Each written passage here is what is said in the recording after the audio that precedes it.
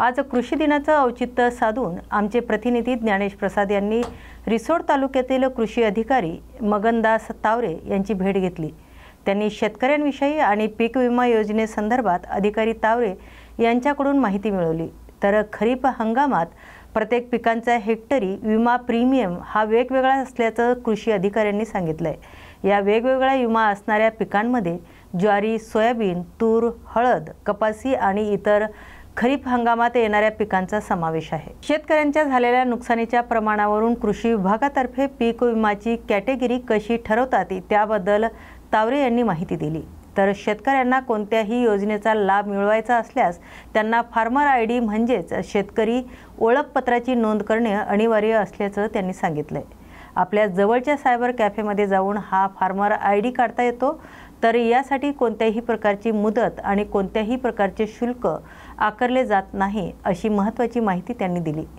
तालुक्यात 25 आणि 26 जूनला पडलेल्या पावसामुळे शेतकऱ्यांचं मोठ्या प्रमाणात नुकसान झाले। त्याचे तालुका स्तरावर तहसीलदार, कृषी विभाग यांच्या स्वाक्षरीने पंचनामा करण्याचे आदेश तलाठ्यांना देण्यात आले असून लवकरच पंचनामा करून शेतकऱ्यांना पुढील पेरणीसाठी शासनातर्फे मदत देण्यात येईल असा विश्वास कृषी अधिकारी तावरे यांनी दिलाय। या बातमीचा आढावा घेतलाय आमचे प्रतिनिधी ज्ञानेश प्रसाद यांनी। आलो आहे रिसोडच्या कृषी विभागामध्ये। या ठिकाणी कृषी विभागामध्ये जाऊन तालुका कृषी अधिकारी यांना आपण कृषी विषयक माहिती विचारणार आहोत। आपण कृषी विभागामध्ये प्रवेश केलेला आहे। तर या ठिकाणी आपले तालुक्याचे कृषी अधिकारी हे आहेत। आपले तालुक्याचे कृषी अधिकारी मगनदासजी तावरे यांना आपण शेतकऱ्यांविषयी पीक विम्याबाबत विचारूयात की आधी 2023-24 मध्ये पीक विम्याचा प्रीमियम हा किती होता आणि आज रोजी किती आहे, त्यामध्ये काही बदल झाला का किंवा नाही झाला त्याबाबत आपल्याला कृषी अधिकारी साहेब सांगतील ते आपण। ओके, तर सर्वप्रथम रिसोड तालुक्यातील सर्व शेतकरी बांधवांना खरीप हंगामामध्ये जो आपण पीक विमा आता शासनाने नवीन सुधारणा केलेली आहे त्याबद्दल मी माहिती देत आहे। तर शासनानं प्रधानमंत्री पीक विमा योजना ही 2016 पासूनच राज्यात राबवण्यास सुरुवात केली होती। त्यानंतर खरीप 2023 आणि खरीप 2022-23 आणि रब्बीमध्ये जो आपल्याकडं कप मॉडेलच्या नुसार पीक विमा योजना ही लागू होती। परंतु या वर्षीपासून शासनानं 2025-26 या वर्षापासून उत्पादनावर आधारित सुधारित पीक विमा योजना राबवण्यास मान्यता दिलेली आहे आणि त्यानुसार आता उत्पादनावर आधारित सुधारित प्रधानमंत्री पीक विमा योजना खरीप हंगाम 2025 आणि रब्बी हंगामामध्ये येणाऱ्या हंगामासाठी राबवली जाणार आहे। तर यासाठी वाशिम जिल्ह्यासाठी दोन्ही हंगामासाठी सर, खरीप हंगाम आणि रब्बी हंगाम यासाठी हा जे विमा पीक विमा जो प्रीमियम आहे तो सारखाच आहे की काही फरक आहे? त्याच्यामध्ये जे खरीप मध्ये जो शेतकरी विमा भरणार आहे तर त्यांना शेतकऱ्यांसाठी खरीप मध्ये 2% त्यांना प्रीमियम भरायला लागणार आहे आणि रब्बी हंगामामध्ये 1.5%। आणि खरीप आणि रब्बी अशा दोन्ही सीझन मध्ये जर नगदी पीक जर असेल तर त्या नगदी पिकासाठी 5% हा विमा हप्ता भरावा लागणार आहे। आता आपल्याकडं खरीपच्या बाबतीमध्ये जर विचार केला तर आपल्याकडं ज्वारी, सोयाबीन, मूग, उडीद, सोयाबीन आणि तूर आणि कापूस प्रमुख पिकांचा विमा भरला जाणार आहे। शेतकरी भरू शकतात आपल्याकडे, कारण ही पिकं आपल्याकडे अधिसूचित केलेली आहे। नक्कीच, बरोबर। आणि त्यासाठी आपल्याकडे भारतीय कृषी विमा कंपनी म्हणून आपल्याला कंपनी आहे। बरोबर। तर ह्या पिकांचा जर आपण विचार केला तर मेन आपलं पीक जे सोयाबीन आहे तर सोयाबीन पिकासाठी शेतकऱ्यांना 870 रुपये हेक्टरी इतका विमा प्रीमियम भरायची आवश्यकता पडणार आहे। आता सध्या खरीप हंगामासाठी जे काही पीक शेतकरी घेतील तर त्यासाठी 870 रुपये प्रीमियम आहे। 870 रुपये प्रीमियम आहे, हा हेक्टरी प्रीमियम आहे। हेक्टरी 2.5 एकर। बरं। कापसाचा विचार केला तर 600 रुपये, तुरीसाठी 436 रुपये, मूग उडदासाठी साधारणतः 60 रुपयापर्यंत विमा हप्ता शेतकऱ्यांनी भरणं गरजेचं आहे। तर असं वेगवेगळ्या पिकासाठी वेगवेगळा प्रीमियम या ठिकाणी शेतकऱ्यांना भरावा लागतो। एकसारखा असा प्रीमियम वगैरे असा कुठलाही काही उपलब्ध नाही। जे सुरुवातीला शेतकऱ्यांना 1 रुपयात भरण्यात होता, परंतु आता शासनाने सुधारणा करून त्याच्यामध्ये सुधारित पीक विमा योजना ही ह्या वर्षीपासून सुरू केलेली आहे आणि उत्पादनावरती आधारित असणार आहे। आणि ह्यामध्ये दोन गोष्टींचा आणखी शेतकऱ्यांनी काळजी घेणं गरजेचं आहे की पीक विमा भरण्यासाठी शेतकऱ्यांकडे फार्मर आयडी असणं अनिवार्य झालेलं आहे। त्याच प्रकारे ई पीक पाहणी पण शेतकऱ्यांची असणं गरजेचं आहे आणि ह्याची अंतिम मुदत ही 31 जुलैपर्यंत आहे। तर सर्व रिसोड तालुक्यातील सर्व शेतकरी बांधवांना कृषी विभागामार्फत असं आम्ही आवाहन करत आहोत की सर्व शेतकऱ्यांनी 31 जुलैच्या आतमध्येच हा पीक विमा भरून घ्यावा। आणि शेवट काय होतं, आपण सुरुवातीला भरत नाही आणि शेवटची जर आपण मुदत संपत आली त्यानंतर जर गर्दी होती आणि त्यानंतर मग त्याचे खूप इश्यू सुरू होतात। तर शेतकरी बांधवांना आव्हान आहे की पीक विमा सुरू झालेला आहे तर तात्काळ त्यांनी विमा भरून घ्यावा। हे झालं पीक विम्याबाबत सर। 31 जुलै ही पीक विम्याच्या प्रीमियम साठी ही शेवटची तारीख असेल। तर फार्मर आयडी सर जो 25 आणि 26 तारखेला 25 तारखेच्या रात्री सुरू झालेला पाऊस रिसोड तालुक्यामध्ये 26 तारखेला सायंकाळी 6 वाजेपर्यंत म्हणजे जवळपास 26-27 तासपर्यंत तो पाऊस चालू होता आणि अतिशय मोठ्या प्रमाणात तो पाऊस पडून शेतकऱ्यांचं तालुक्यामध्ये खूप मोठ्या प्रमाणात नुकसान झालं। तर त्याचे पंचनामे अद्यापपर्यंत आपण केलेत का आणि काय नुकसान झालं शेतकऱ्यांचं?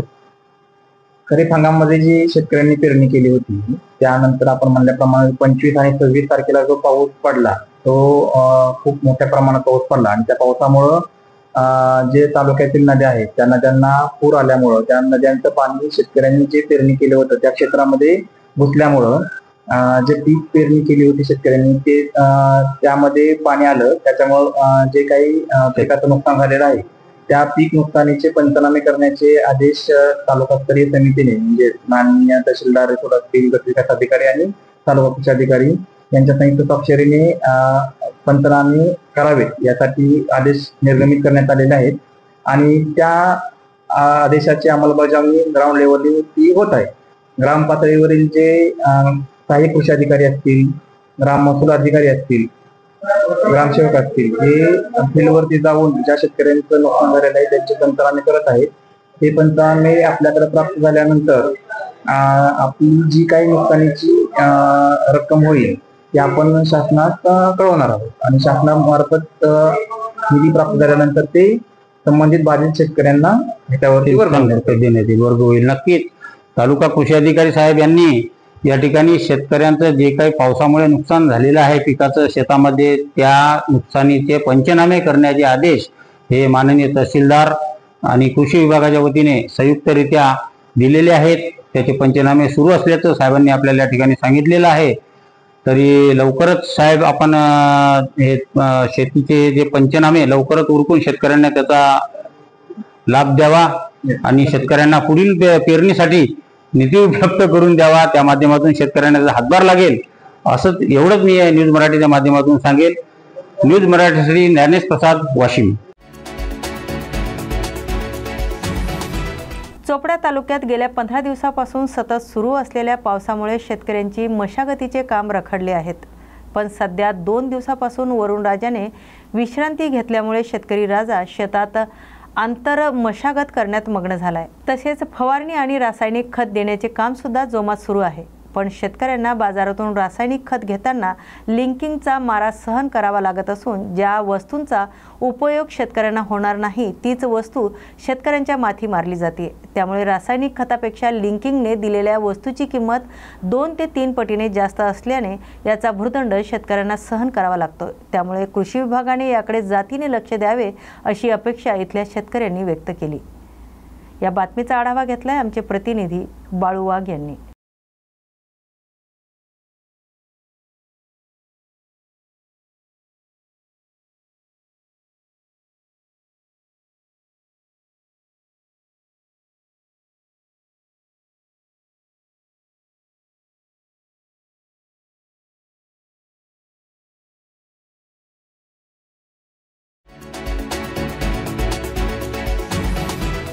जामनेर तालुक्यातील सत्यशोधक समाज संघातर्फे आज पळसखेडा बुद्रुक येथील जिल्हा परिषदेच्या शाळेतील विद्यार्थ्यांना मोफत शैक्षणिक साहित्याचे वाटप करण्यात आले। यात वही, पुस्तकं आणि पेन यांचा समावेश होता। या प्रसंगी शाळेचे मुख्याध्यापक रमेश चौरे, पवन माळी, दीपक माळी, रमेश वराडे आणि KL महाजन यांनी महत्त्वाचे योगदान दिले। या बातमीचा आढावा घेतलाय आमचे प्रतिनिधी बाळू वाघ यांनी। वाटप चालू आहे।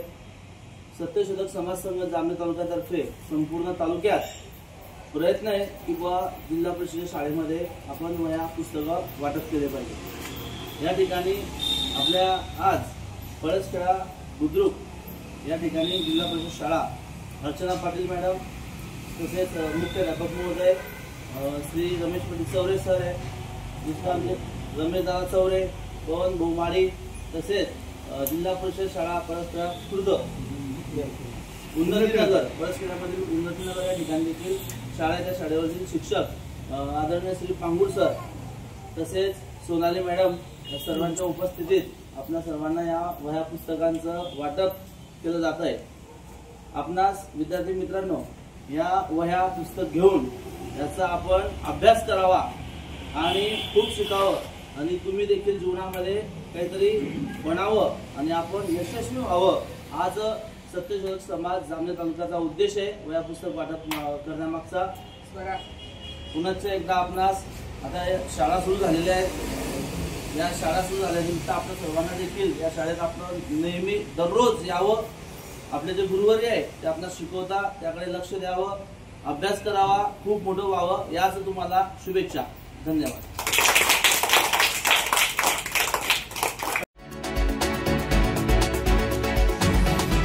महाराष्ट्रातील हरित क्रांतीचे जनक आणि दिवंगत मुख्यमंत्री वसंतराव नाईक यांची जयंती कृषी दिन म्हणून साजरी केली जाते। चोपडा तालुक्यातील शेतकरी बांधवाच्या वतीने गेल्या वर्षापासून मोठ्या उत्साहात हा कृषी दिन साजरा करण्यात येतो। त्याचप्रमाणे याही वर्षी शहरातील शेतकरी बांधव, युवक आणि महिलांच्या सहभागाने मोठ्या उत्साहात आणि आनंदात हा कृषी दिन साजरा करण्यात आला। यावेळी शेतीसाठी लागणाऱ्या पारंपरिक आणि आधुनिक अवजारासह तसेच शेतीतील महत्त्वाचे मानकरी असलेल्या बैल जोड्यासह कृषी उत्पन्न बाजार समितीपासून वाजत गाजत मिरवणूक काढण्यात आली। प्रत्येक शेतकरी आणि युवकांच्या डोक्यावर असलेली जय जवान जय किसान नावाची टोपी शोभेचा विषय ठरली होती। या कार्यक्रमामध्ये माजी विधानसभा अध्यक्ष अरुणभाई गुजराती, जिल्हा कृषी अधीक्षक कुर्बान तडवी, तज्ञ शेतकरी डॉक्टर रवींद्र निक्कम, एस.बी. पाटील, घनश्याम पाटील, तालुका कृषी अधिकारी दीपक साळुंके यांच्यासह कृषी समितीचे संचालक आणि तालुक्यातील सर्व शेतकरी बांधव यामध्ये सहभागी झाले होते। या बातमीचा आढावा घेतलाय आमचे प्रतिनिधी बाळू वाघ यांनी।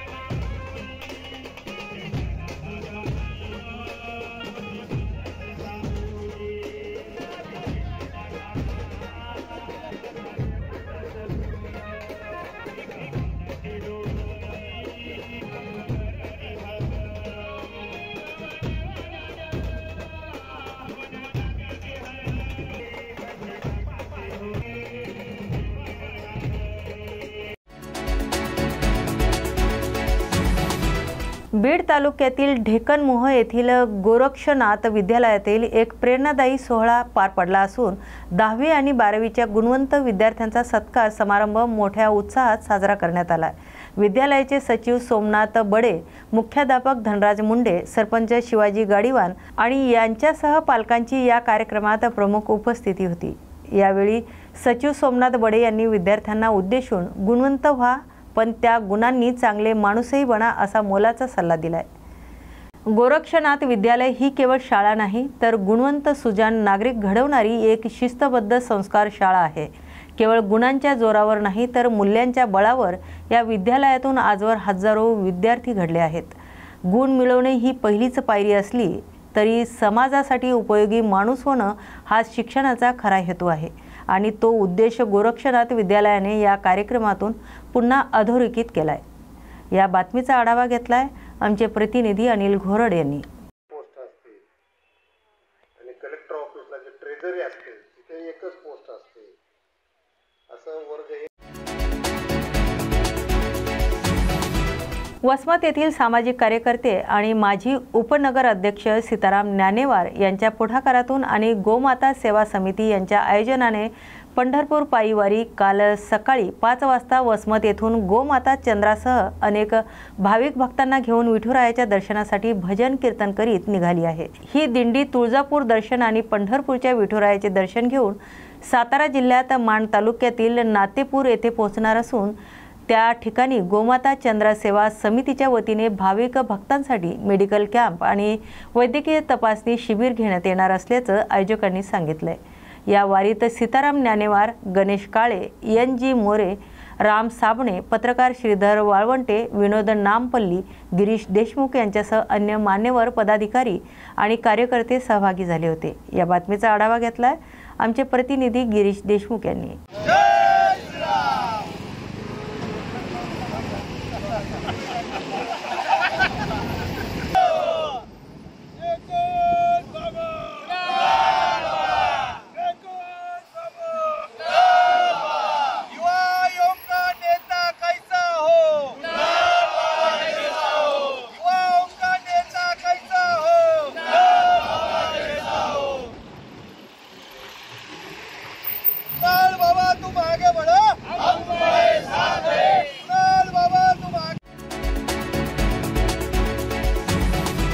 हिंगोली जिल्ह्यातील मसूड फाटा शिवणी येथे अकोला हैदराबाद रस्त्यावर भीषण अपघात झाला असून भरधाव ट्रकने दुचाकी स्वाराला चिरडल्याची घटना घडली। या दुचाकी स्वाराची प्रकृती अतिशय चिंताजनक असून त्याला कळमनुरी येथील उपजिल्हा रुग्णालयात दाखल करण्यात आले। तरी कळमनुरी पोलिसांनी ट्रक आणि ट्रक चालकाला ताब्यात घेतले असून पुढील तपास पोलीस करत आहेत। या बातमीचा आढावा घेतलाय आमचे प्रतिनिधी संतोष आडे यांनी।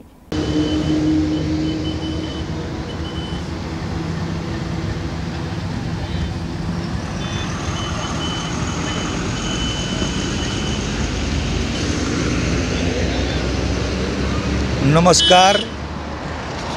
इथे एका भरधाव ट्रकने दुचाकी स्वाराला चिरडले आहे आणि या रस्त्यावर पोलीस प्रशासनाचे अत्यंत दुर्लक्ष आहे आणि हायवेनी कुठल्याही सुविधा सुरक्षा केलेल्या नाही। इथं चौरस्ता आहे आणि नेहमी इथे अपघात होत असतात तरी प्रशासन याची दखल घेत नाही। भरधाव वेगाने वाहने चालणारी हा नॅशनल हायवेचा रोड आहे। अकोला हैदराबाद जाणारा आणि कळमनुरीच्या थोडासा अलीकड मसूड फाटा म्हणून आहे। त्या मसूड फाट्यावर भरधाव ट्रकने दुचाकी वाहनाला चिरडले आहे। प्रशासनाने दखल घेऊन तात्काळ कार्यवाही करून या रस्त्यावर बॅरिगेड लावायला पाहिजे किंवा सुरक्षा लावायला पाहिजे, जेणेकरून हायवेवर भरधाव वाहने चालणारी ही काही जागी सावकाश चालली पाहिजे। याची प्रशासनाने दखल घेऊन तात्काळ कार्यवाही करण्यात यावी। न्यूज मराठी 24/7 प्रतिनिधी संतोष आडे। कोल्हापूर महानगरपालिकेच्या वतीने प्रत्येक महिन्याच्या शेवटच्या तारखेला नो व्हेकल डेचे आयोजन केले जाते। यावेळी खाजगी वाहनांचा वापर न करता सायकलचा किंवा खाजगी वाहनांचा वापर करून प्रदूषण कमी करण्यासाठी प्रत्येक नागरिकांनी हातभार लावण्याचे आवाहन पालिकेकडून दिले जाते। चला प्रत्येक महिन्याच्या शेवटच्या तारखेला नो व्हेकल डे साजरा करू आणि हवा प्रदूषणाला आळा घालू।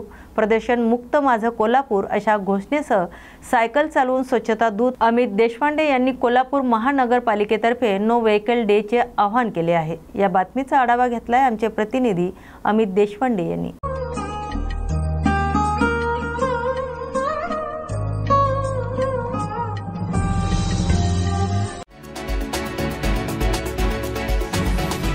नागपूर सिव्हिल लाईन येथे रवी भवन सभागृहात माजी गृहमंत्री अनिल देशमुख यांची पत्रकार परिषद पार पडली। या परिषदेत त्यांनी सांगितले की राज्यात महिला आणि लहान मुलींवर अत्याचार घटना लक्षात घेता ते गृहमंत्री असताना त्यांनी आंध्र प्रदेशच्या धर्तीवर महाराष्ट्रात शक्ती कायदा मसुदा तयार केला होता। त्यांनी सर्वपक्षीय महिला आमदारांसह वरिष्ठ पोलीस अधिकाऱ्यांची एक समिती तयार केली होती। यानंतर हा शक्ती कायदा विधानसभा आणि विधान परिषदेमध्ये मंजूर करून तो केंद्राकडे अंतिम मंजुरीसाठी पाठवला होता। परंतु याला आता 5 वर्ष पूर्ण झाले तरीही हा कायदा अंतिम स्वरूप घेऊ शकला नाही असे त्यांचं म्हणणं आहे।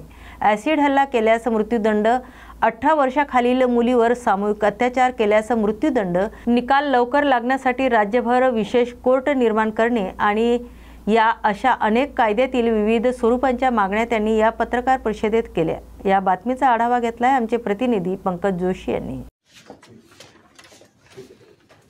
आपल्याला माहित आहे की 2020 मध्ये म्हणजे 5 वर्षापूर्वी जे महाराष्ट्रामध्ये महिलांवर मुलींवर अत्याचार होतात त्याच्यासाठी एक शक्ती कायदा मी राज्याचा गृहमंत्री असताना राज्याच्या विधानसभेमध्ये आणि विधान परिषदेमध्ये मंजूर करून घेतला होता आणि तो अंतिम मंजुरीसाठी आम्ही केंद्र शासनाकडे पाठविला होता.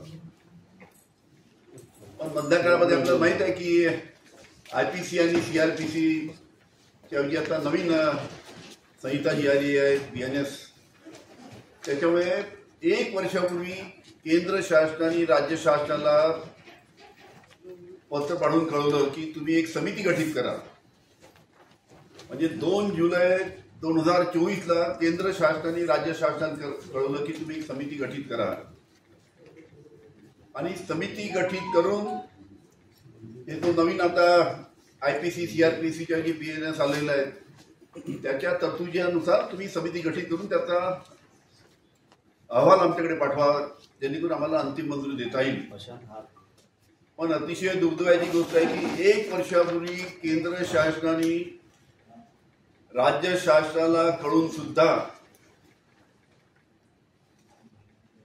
समितीचं गठन झालं नव्हतं. आता नुकताच समितीचं गठन झालेलं आहे. म्हणजे 1 वर्ष केंद्र शासनाने कळून सुद्धा समितीचं गठन झालं नाही. मोठ्या प्रमाणात जे महिलांवर आणि मुलींवर जे अत्याचार होतात त्यांना थांबवण्यासाठी हे शक्ती विधायक अतिशय महत्वाचं आहे. त्याच्यामुळे जर 1 वर्षात समिती गठीत करायला जर राज्य शासनाला लागत असेल तर शासनाची उदासीनता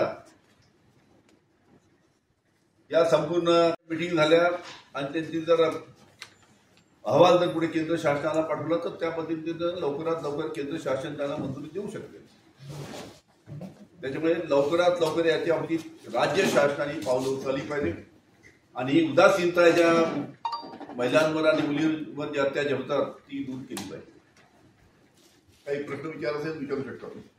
1 वर्षाचा विलंब झाला. गृहमंत्री जे आहेत ते मुख्यमंत्रीही आहे राज्याचे ते त्या पार्श्वभूमीवर मुख्यमंत्र्यांच्याच विभागाकडून विलंब होणं किती कसं आहे महाराष्ट्राचे गृहमंत्री आहेत तेच राज्याचे मुख्यमंत्री आहेत आणि हा प्रश्न सुद्धा महाराष्ट्रामध्ये महिलांवर आणि मुलींवर अत्याचाराचा अतिशय गंभीर आहे. त्याच्यामुळे मुख्यमंत्र्यांनी याच्याकडे लक्ष दिलं पाहिजे. ठीक आहे आता समिती गठीत झाली आता तरी लवकरात लवकर कारवाई देतात. समिती गठीत झाली 2 वर्ष समितीचा अहवाल यायला लावतील असं होऊ नये. मुख्यमंत्र्यांनी याच्याकडे लक्ष दिलं पाहिजे. त्यांचं एक हात आहे आणि लवकरात लवकर जी DGPच्या अध्यक्षतेखाली कमिटी आहे त्यांचा लवकरात लवकर अहवाल केंद्र शासनाला केला पाहिजे.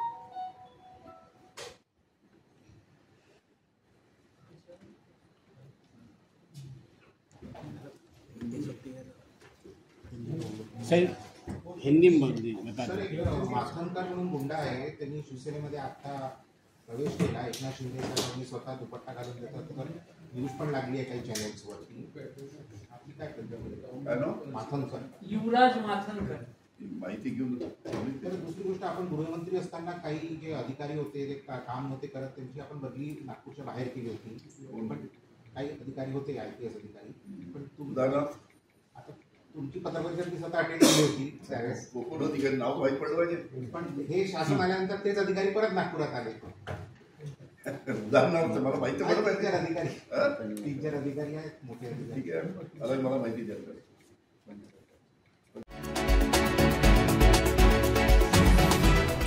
जनतेची मागणी नसताना देखील जबरदस्तीने TOD म्हणून प्रीपेड मीटर पूर्ण विदर्भासह नागपुरात लावण्यात येत आहे. याचा निषेधार्थ विदर्भ आंदोलन संघटना आणि ग्राहक संघटना यांच्या वतीने नागपूरमधील बर्डी चौकात आंदोलन करण्यात आले. जनतेच्या मनाविरुद्ध हे प्रीपेड मीटर जनतेवर लादू नका अशी मागणी या संघटनेकडून करण्यात आली. तरी आंदोलकांनी महाराष्ट्र सरकार आणि अदानी ग्रुप यांच्यावर टीकास्त्र सोडून जोरदार घोषणा दिल्या. तर वेगळा विदर्भ झालाच पाहिजे असे आंदोलन संघटनेचं म्हणणं होते. या बातमीचा आढावा घेतलाय आमचे प्रतिनिधी पंकज जोशी यांनी.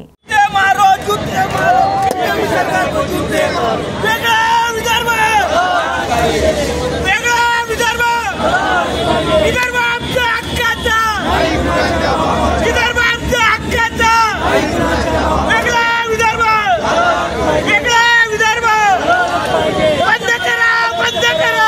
बंद करा, बंद करा.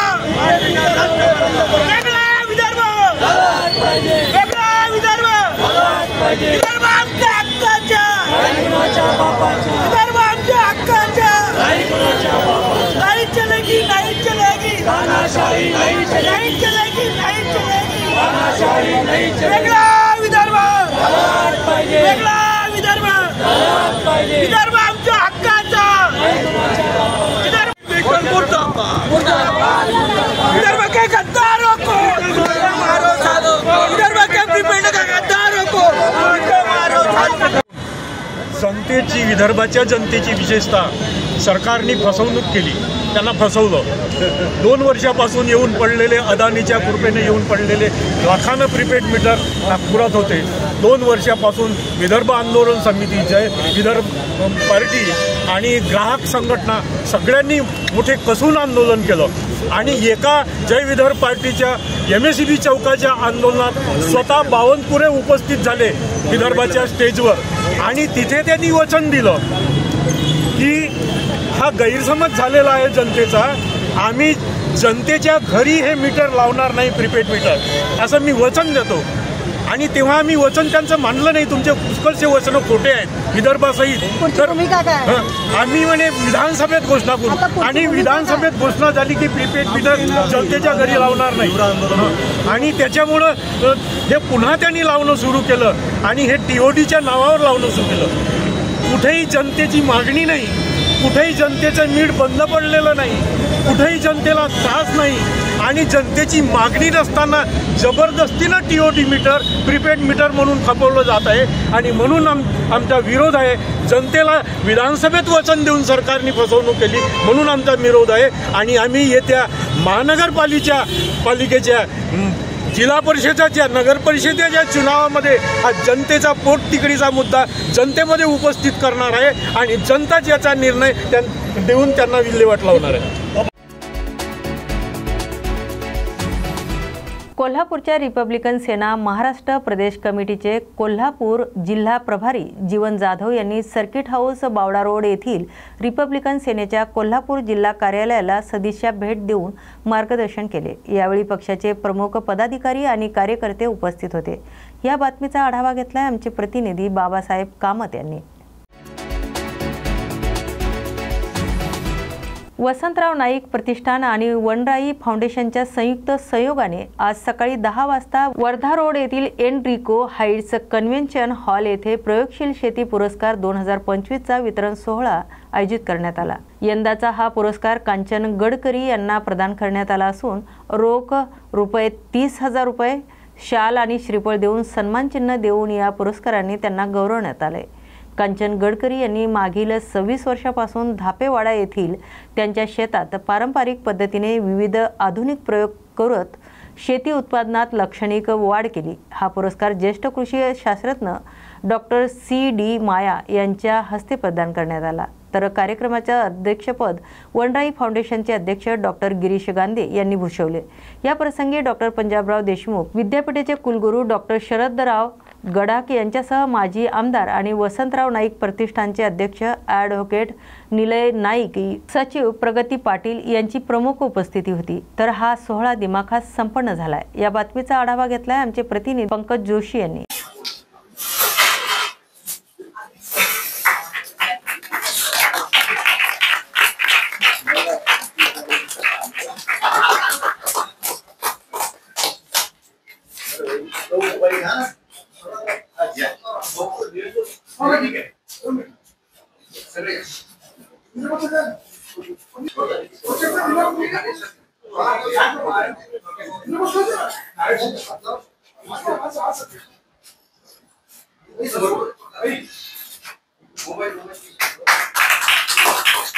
सुंदर होती.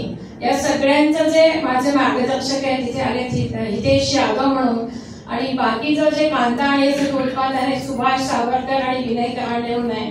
एक आमचं टीम वर्क आहे. मी फक्त जाऊन सांगते आणि क्षेत्रात जाऊन पाहते पण बाकीचं इम्प्लिमेंटेशन जे लोक करतात त्यांचा पण या पुरस्कारामध्ये तेवढाच वाटा, महत्वाचा वाटा आहे आणि म्हणून मी त्यांचे पण नावं देते. इम्प्लिमेंटेशन सगळे ते करतात की सगळं असं टीम वर्क म्हणून आम्ही माझी 60 एकर शेती आहे, प्रत्येकाला एक शेतीशी वाटून दिली आहे की तुम्ही याच्यामध्ये बघा, तुम्ही त्याच्यामध्ये बघा, आणि असं करत करत दरवर्षी नवीन नवीन प्रयोग करत यावर्षी मला यांनी सांगितलं की 100 एकर शेती ठेक्याने घे. बापरे, 100 एकर शेती ठेक्याने, त्याला इन्फा किती लागेल आहे, माणसं किती लागतील आहे. पण मी त्यांच्या आग्रहात 30 एकर शेती ठेक्याने गेली, त्याचा तूर लावलेली आहे. मी म्हटलं आतापासून मला नियोजन करावं लागेल की तूर मला कुठे विकायची आहे, कारण की सगळ्यात महत्वाचं आहे मार्केटिंग. आणि ते शेतीमध्ये असतं की water management, soil management, time management, की तुम्ही त्यावेळेला कसं कसं त्यांना देता. माझ्या माणसाला नेहमी सांगत असते की अरे तुमच्या मुलाला जेव्हा सर्दी होते, खोकला होतो, पटकन तुम्ही डॉक्टरकडे जाता ना, मग त्यावेळेला जर तुम्ही त्याला औषध नाही दिलं तर त्याचा रोग वाढेल. तसंच शेतीच आहे. तुला आता दिसणारी जी अळी आहे तर पटकन त्याला फवारणी केलीच पाहिजे. मग ती ताकाचीच फवारणी होते, कारण की ऑर्गॅनिक शेती करते. मनोहरराव परसुरेंनी मला ऑर्गॅनिक शेती शिकवली.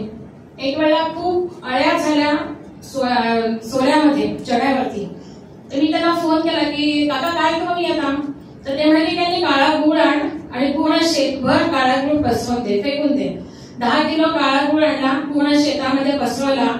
तिसऱ्या दिवशी मुंगळे झाले, अतोनात मुंगळे झाले. सगळ्यांनी त्या अळ्या खाल्ल्या आणि अळ्या माझ्या समाप्त झाल्या.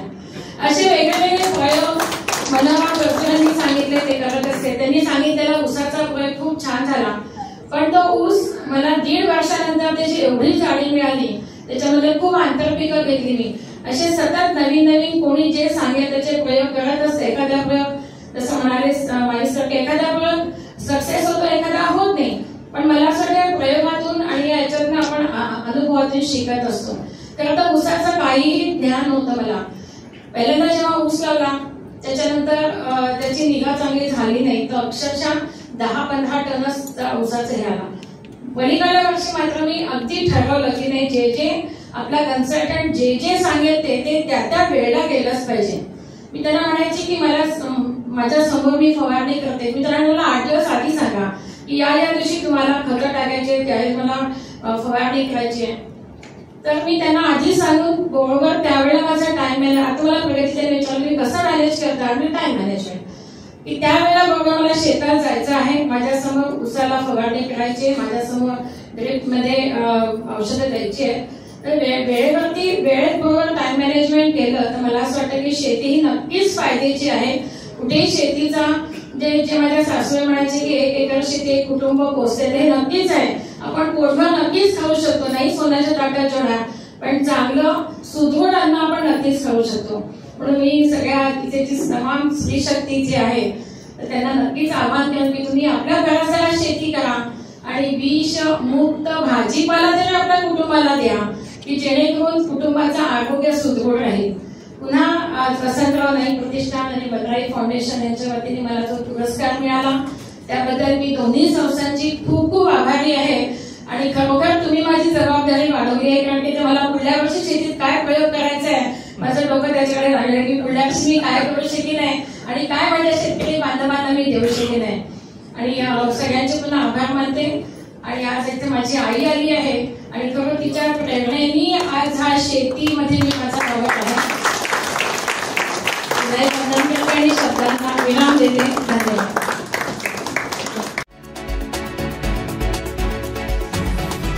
हरित क्रांतीचे जनक आणि राज्याचे माजी मुख्यमंत्री स्वर्गीय वसंतराव नाईक यांच्या 112व्या जयंतीनिमित्त इस्लामपूर येथील सद्गुरू सेवालाल महाराज चौक येथे समाज बांधवाच्या वतीने विशेष कार्यक्रमाचे आयोजन करण्यात आले होते. यावेळी नारायण शिंगारे यांच्या हस्ते वसंतराव नाईक यांच्या प्रतिमेचे पूजन करून प्रतिमेस पुष्पहार अर्पण करण्यात आला. तर वसंतराव नाईक यांच्या जीवन चरित्र्यावर सखोल मार्गदर्शन करीत इस्लामपूर शहरातील सोसायटी कॉम्प्लेक्स या ठिकाणी समाज बांधवाच्या वतीने विविध प्रकारची झाडे लावून वृक्षारोपण करण्यात आले.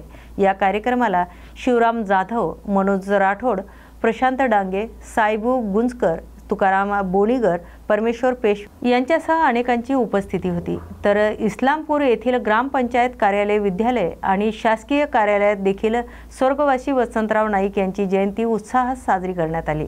या बातमीचा आढावा घेतलाय आमचे प्रतिनिधी परमेश्वर पेशवे यांनी. अशाच नवनवीन आणि ताज्या बातम्या पाहण्यासाठी पाहत राहा न्यूज मराठी 24/7. नवा भारत, नवा विचार.